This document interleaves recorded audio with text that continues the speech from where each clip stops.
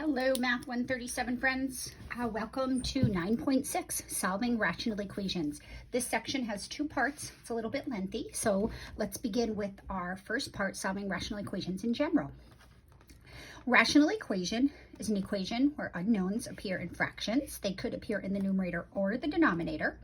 So let's start with this simple rational equation, 2x plus 1 over 3 plus x over 3 equals 7 over 3. So we're solving for the value of x. What our goal is when we are solving rational equations is to get one rational expression on each side of the equation, preferably with a common denominator on both sides of the equation. Now this problem is set up fortunately for us in such a way that all three rational expressions have the same denominator. So we can simply just combine the two rational expressions on the left to get 2x plus 1 plus x over 3 equals 7 over 3. And then we simply add the terms in the numerator on the left side to get 3x plus 1 all over 3 equals 7/3. Now at this point in time, if you can get it set up in such a way that you have an expression on the left equal to an expression on the right and the denominators are the same, we can eliminate the common denominator by multiplying both sides by that common denominator. So I'm going to multiply both the left and the right side of this equation by 3. We can only multiply a rational expression by its denominator if it's an equation, and we can do the same thing on the other side. So when I multiply 3 times 3x plus 1 over 3, these two 3's will cancel each other out because we're dividing by 3 here and then we're multiplying by 3 here. So the division and the multiplication cancel and the left side just becomes 3x plus 1 and the right side becomes just 7. So we turned what appeared to be a complicated rational equation into a quite simple little itty bitty linear equation. So now we're going to solve for x, subtract 1, and then divide by 3, and we get x equals 2. All right, so now this is a potential solution. So we have to be really careful, like when we were solving radical equations, the solutions to rational equations may or may not solve the original equation. We have to go back up to the original equation and make sure that the answer we got is not a restricted or excluded value for the original equation. But notice here, we have no variables in the denominator, so we have no excluded values. So therefore, this is not an excluded value, seeing there aren't any.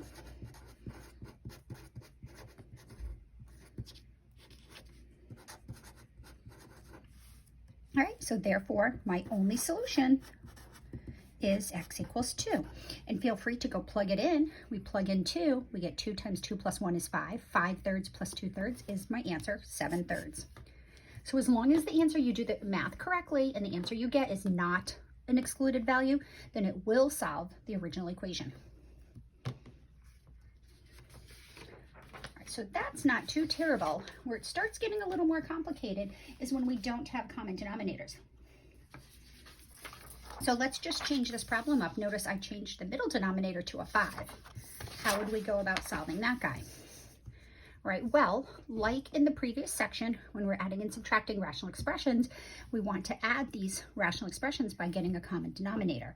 So I have 2x plus 1 over 3 plus x over 5 equals 7 over 3.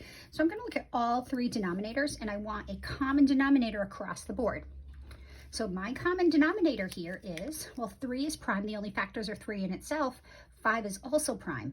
So there's no additional factorization that needs to be done. So what we can do is this denominator is missing the factor of 5 that one has. So I'm going to multiply this denominator by 5. But remember, in order to maintain the value of the fraction, what we multiply the bottom by, we have to multiply the top by. So my common denominator is going to be 3 times 5. So this guy needs a 3, and this guy needs the 5. Right, so I'm going to distribute in the numerator so we can combine like terms. So this is going to become 10x plus 5 all over 15 plus 3x over 15 equals 35 over 15. Now remember, don't go reducing now because we just increased those denominators in order to create a common denominator.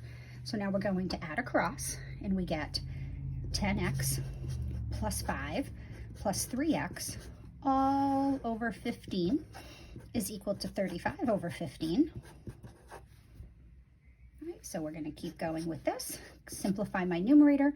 I get 13x plus 5 over 15 is equal to 35 over 15. So now when I have one rational expression on the left that equals a rational expression on the right, I can eliminate the common denominator because I forced them to have common denominators. I'm going to multiply both the left and the right side of this equation by that common denominator.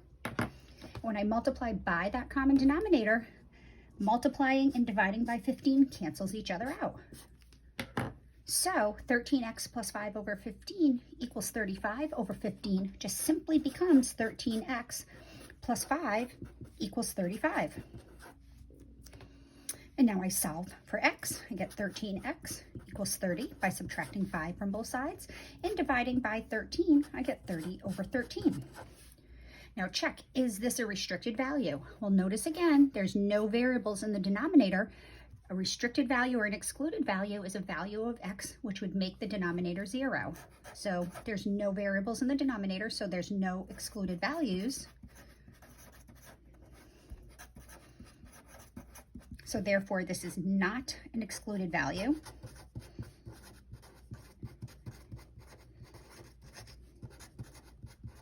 So therefore, my solution is going to equal 30 over 13. All right, not too terrible. We're just going to make it a step more difficult by introducing variables into the denominator now. Ready?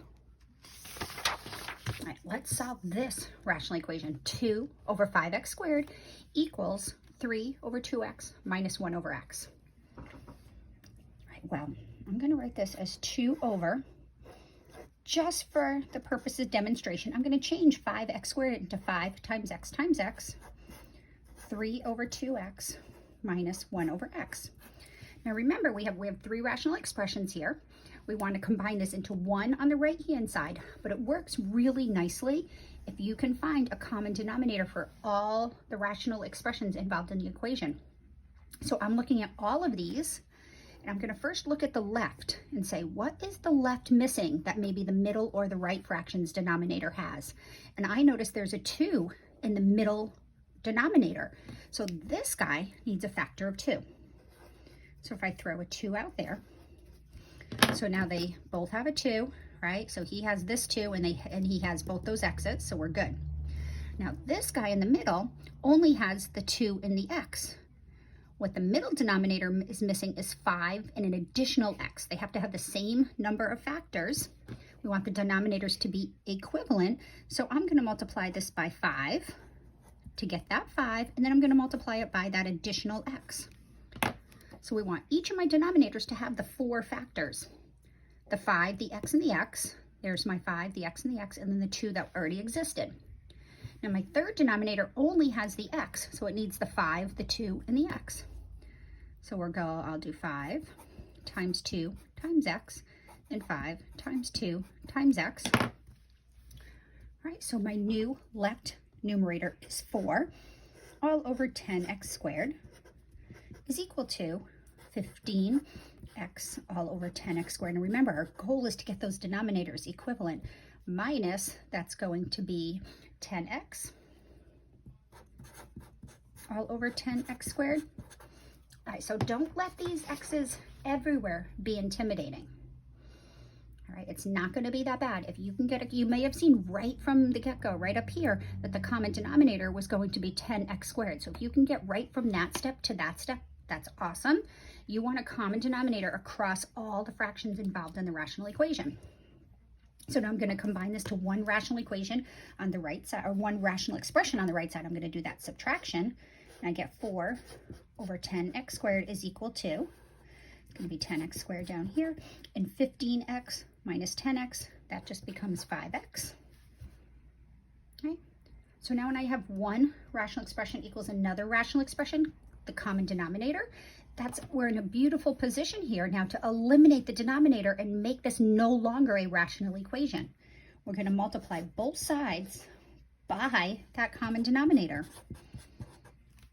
So when you multiply 4 divided by 10x squared by 10x squared, those 10x squareds cancel each other out, and we just get 4 equals, likewise these cancel out, 5x. So we turned this complicated rational equation into this little itty bitty linear one. We solve for x dividing by 5, 4/5 equals x. Now we have to be careful. Is this an excluded value?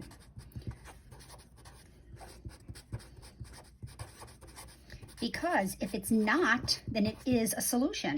If it's an excluded value, then it's not a solution. So we go back up here and we notice our excluded values.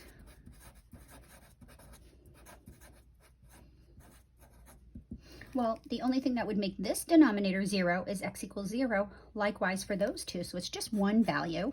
So it's going to be x equals 0. So this is not an excluded value. X equals 0 is our only excluded value. EV, excluded value. So therefore, my solution is x is equal to 4/5. All right, not too terrible. Let's try a couple more. And then you can go work on some of these on your own. Let's solve the rational equation x plus 1 over x squared minus 5x plus 1 over x equals 3 over x times x squared minus 5x. So now, just like we did in the previous section, we want to combine this into one fraction. So when we're combining or adding or even solving rational equations, we want to completely factor all denominators. Don't worry about factoring numerators. We factor numerators at the very end. So this completely factored. Well, the only thing we can pull out there is pull out the greatest common factor of x. So that's x times x minus 5. This only has a factor of x. And this denominator is x times x minus 5.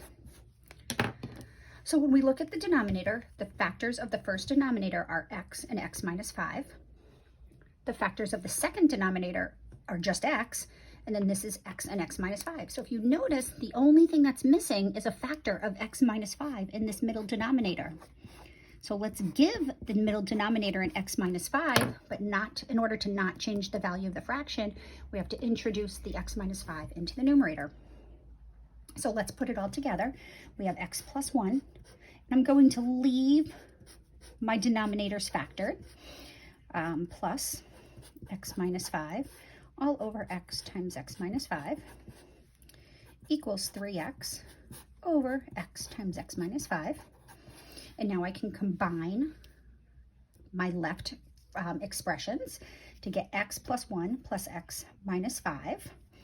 I'll write that out, x plus 1. So my new left numerator is x plus 1 plus x minus 5 all over x times x minus 5 equals 3x all over x times x minus 5. And now we're going to simplify the left numerator. We get x minus 4 all over x times x minus 5 equals 3x over x times x minus 5. So now we are at a point where we have common denominators on both sides of the equation, and we have one expression on both sides. So we combine to get a single rational expression on each side, and then we're going to eliminate the common denominator. So we eliminate the common denominator by multiplying both sides by that common denominator. And don't overdo this. When we multiply by that common denominator, multiplying by x times x minus 5 cancels out dividing by x minus 5. So notice this turned into this cute little linear equation, x minus 4 equals 3x. We're going to solve for x. I'm going to bring the x over to this side. Whoops, did I lose something? Oh, be careful. Oh, I lost this. Be careful. This is x plus x is 2x, so that's okay. So look right here. So everything up to that point was fine. X plus x is 2x. 1 minus 5 is minus 4. So I just have 2x right there. All right, so 2x is my left numerator. Minus 4 equals 3x. I subtract 2x from both sides, and I get x equals negative 4. Now we have to be careful because you have to go back up and check to see if this is a restricted value or not. Often it's easier to determine the restricted values or the excluded values by looking at the factored form of the denominator. So I'm going to look right here at the factored form of the common denominator. And the factored form tells me the excluded values are, well, this factor tells me the excluded value is 0, and that factor gives me an excluded value of 5. So this is not an excluded value because the only numbers we can't put into this expression are 0 and 5. So not an excluded value. So therefore, the only solution is x equals negative 4. All right. I think I have just a couple more. Looks like I have 3 more. So hang out as long as you can. The more you watch, the easier it might be to go through some of your own problems. So, all right, let's look at this guy. 3 over x minus 3 minus 18 over x squared minus 9 equals 5 over x plus 3. So always be thinking ahead. Notice x squared minus 9 and the x minus 3 and the x plus 3. Do you see the connection there? X squared minus 9 is just what? Hopefully you said the difference of squares, right? So x minus 3 is my only thing in that denominator. Here, x squared minus 9 behaves really nicely in reference to this problem. It's going to be very helpful. So I'm going to factor x squared minus 9. That's the only denominator I can factor, and that factors to x minus 3, x plus 3. So when I look at my left denominator, my middle denominator, and my right denominator, maybe it's helpful if you put parentheses around there. You can think of them more as factors. All right. So actually, I'm going to determine my restricted values right now. Let's look at my excluded values. My excluded values are, well, here, x cannot be 3, and it can't be negative 3. So my restricted values, I should say restricted values are 3 and negative 3. I usually don't do that, but I already wrote it, and it's in Sharpie, so it's done. All right, so what is the left denominator missing that the right one has? Well, hopefully you see that we have to introduce a factor of x plus 3 over here. So I'm going to do x plus 3 and x plus 3. This has both the x plus 3 and the x minus 3, but my right denominator needs the factor of x minus 3. All right, so now we distribute numerators, keep denominators factored. So my new left numerator is 3x plus 9 because I do 3 times x and 3 times 3, all over x minus 3, x plus 3, minus, we're going to leave this 18, x minus 3, x plus 3 is my middle denominator, and my right denominator is going to be 5x minus 15, all over x minus 3 times x plus 3. Now remember, we can reverse the order in which we multiply, so I just wrote x minus 3 times x plus 3 instead of x plus 3 times x minus 3, so they all look the same. Now I'm going to combine my 2 rational expressions on the left to one rational expression, and this is going to be 3x minus 9 all over x minus 3 times x plus 3 equals 5x minus 15 all over x minus 3, x plus 3. Now it may be tempting to simplify these rational expressions, but do not simplify them. We expanded and created these new denominators for a purpose. If we are to simplify them, we may lose the common denominator. So the simplest thing to do at this point is to multiply both sides by that common denominator, so then we can completely eliminate it. By multiplying by that common denominator, we can completely eliminate these common denominators and turn this complicated rational equation into this little simple linear equation. 3x minus 9 equals 5x minus 15. And now we're going to solve this. I'm going to subtract 3x from both sides. and I'm going to add 15. I'm going to do this all in one step because we can do that now. We add 15, we get 6 on the left, and on the right it's going to be 2x. So we get 6 equals 2x, and therefore divide by 2, we get x equals 3. All right, now we go back and we check, but notice,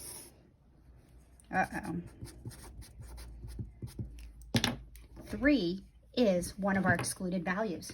So it says we can use any number in this equation except for 3 or negative 3.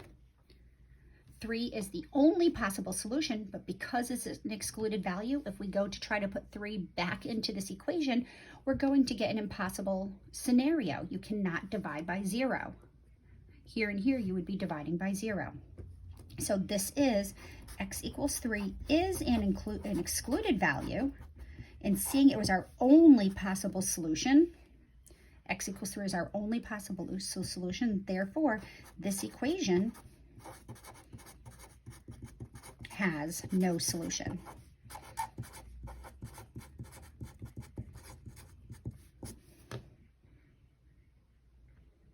All right, so keep an eye out for that. Don't forget to check if your answers are excluded values. All right, I put this problem in here because this tends to be a little tricky.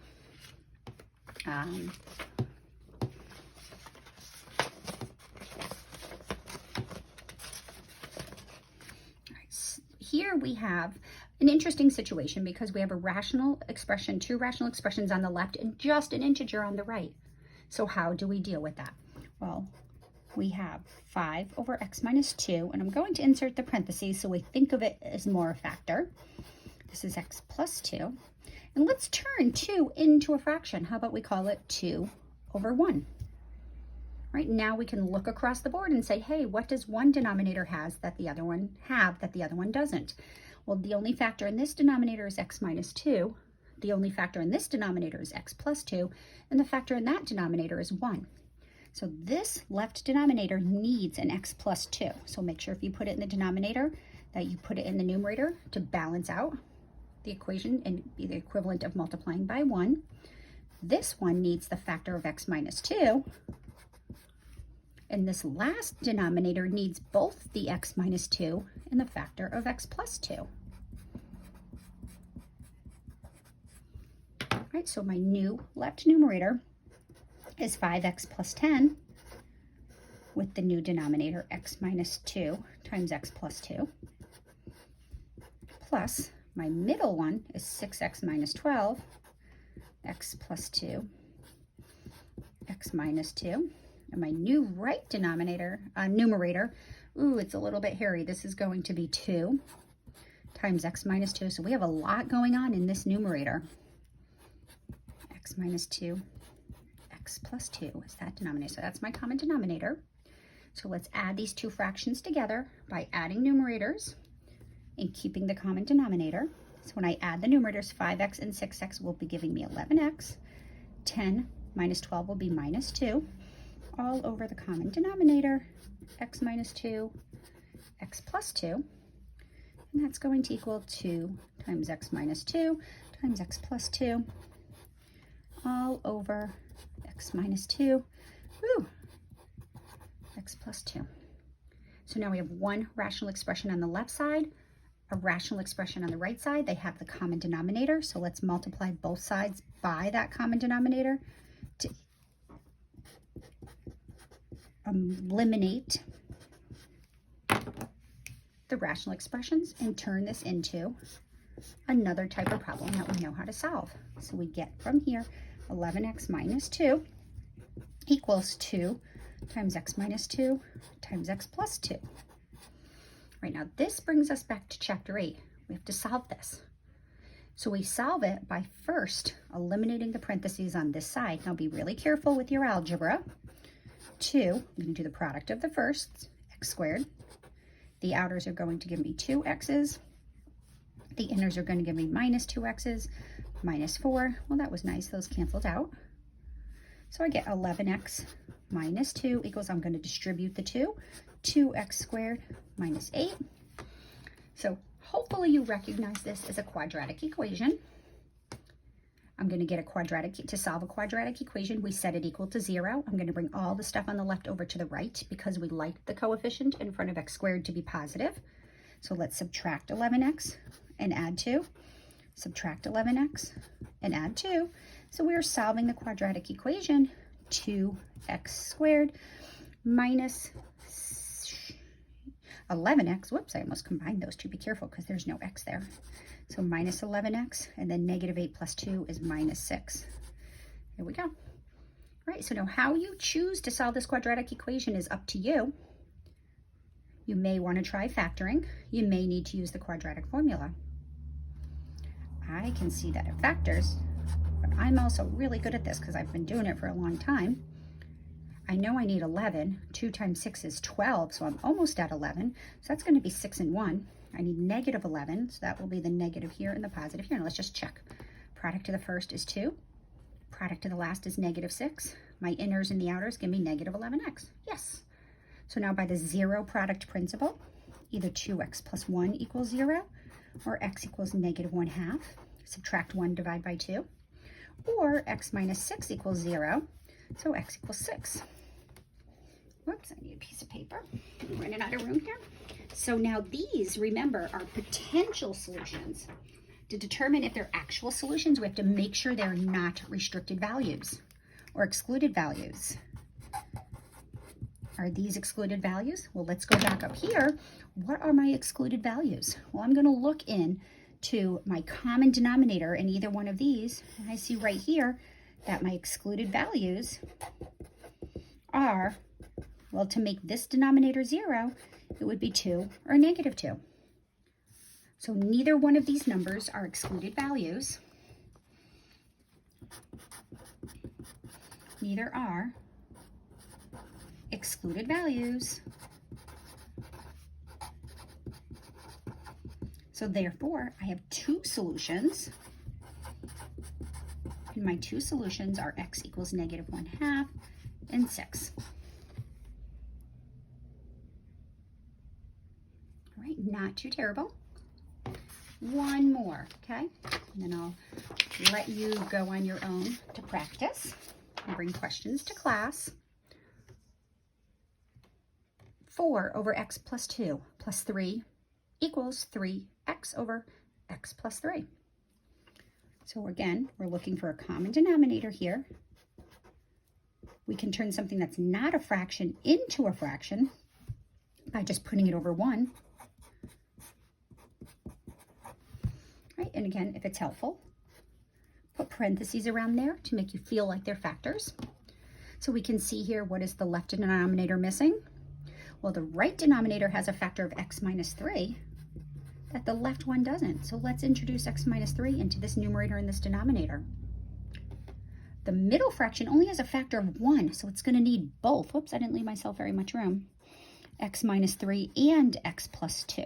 So we're going to need both the x minus 3 and the x plus 2 in that fraction.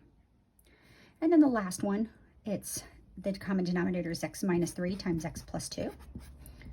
X plus 2. All right, so let's clean this guy up. My new right numerator is 4 times x minus 3. Whoops, I should have just distributed that.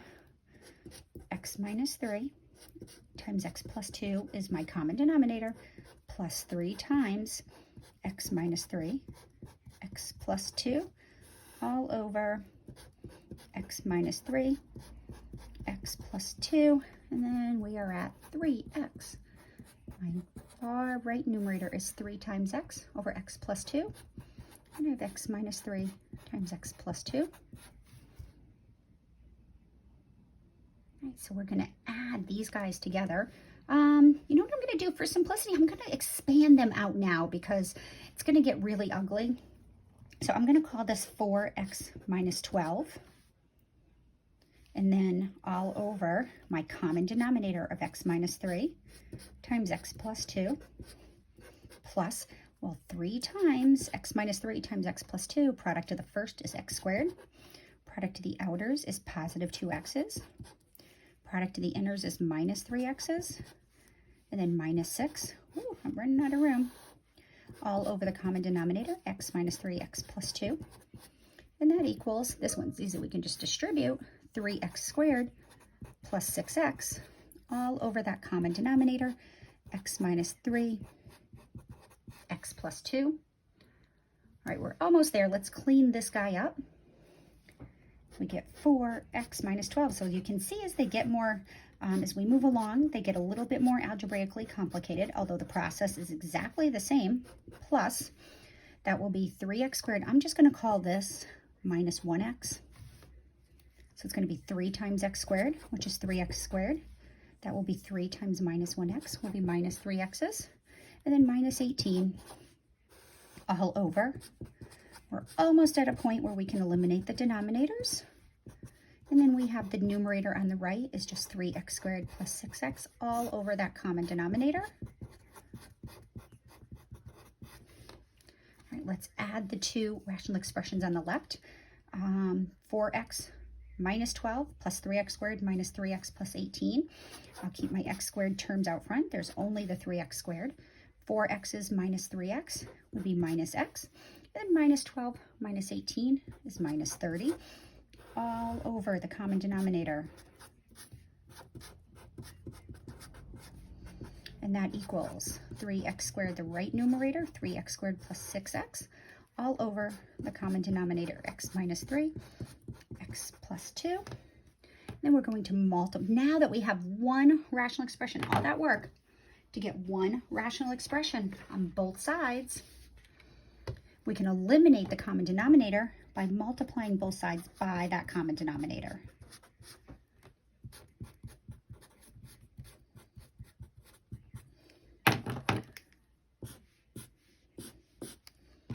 We get 3x squared minus x minus 30 equals 3x squared plus 6x.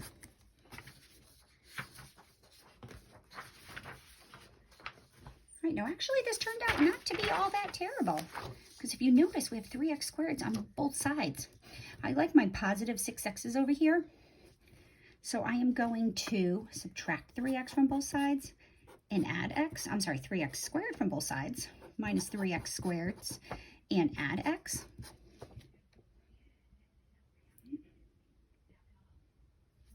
Whoops, hold on, did I do something? X squared, oh, hold on. Oh, yes, be careful. I'm glad I caught that. Careful here. I'm sorry about that. We have 4x minus 3x should be a positive x. So go back and change this to plus x. So this is going to be plus x. And now I will be subtracting x from both sides. That's much better because then we get negative 30. I thought this answer worked out nicer than that. Equals 5x. So be really careful, obviously, with your simple algebra. Divide both sides by 5. And I get x equals negative 6. Now remember, is this an excluded value? You have to check. If this equation has a solution, the only solution could possibly be is negative 6, but we have to make sure it works back in the original problem. If we go back up here, we can see that our excluded values are, well, x can't be 3 or negative 2. So x can't be those numbers. This is not an excluded value. So therefore, my only solution is x equals negative 6. All right, kids, have fun with those. Practice, work on a lot of them by yourself, and come to see me with questions. See ya.